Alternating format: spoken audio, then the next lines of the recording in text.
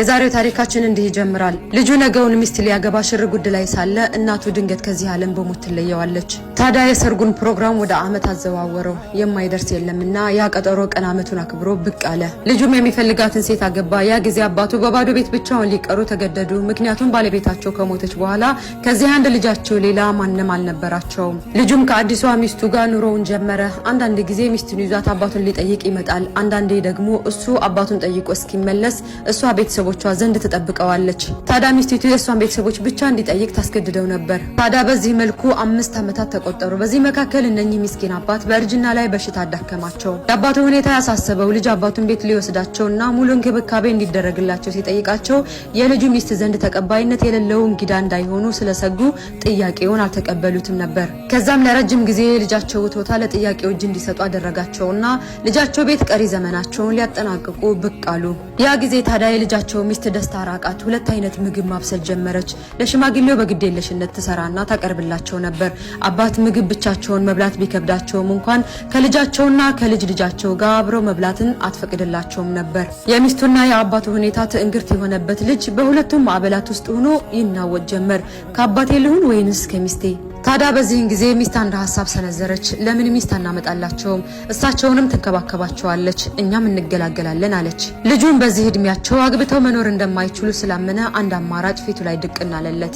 አረጋውያን ማቆያ ሰው የሌላቸው ሽማግሌዎች የሚኖርበት ድርጅት ውስጥ ሊወስዳቸው ወሰነ። እናም ይዟቸው ሄደ። ልጁም ለዘመናት አብሮት የኖረውን የገዛ አባቱን በገዛ እጁ ገብቶ በማያውቅበት ግቢ ውስጥ አስገብቶት እንባውን እያፈሰሰ ተመለሰ።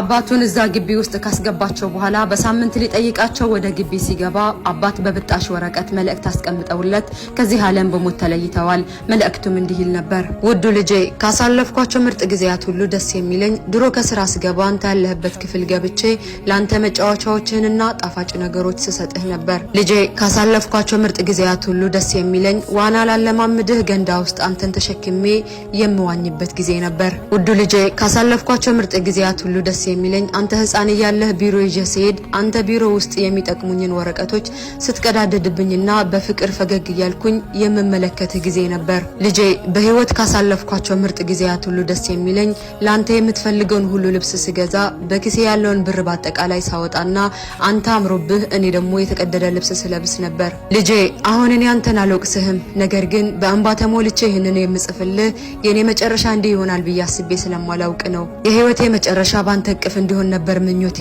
ነገር ግን አልተሳካም።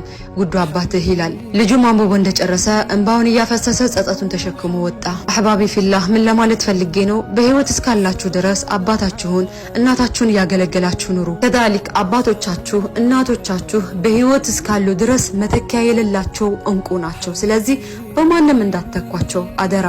ሁላችንንም አላሁ ተዓላ በህይወት ያሉትን ቤተሰቦቻችንን የምንخدም አላህ ያድርገን። የሞቱብንን ደግሞ አላህ ጀነተል ፊርደውስን ይወፍቅልን። اللهم آمين።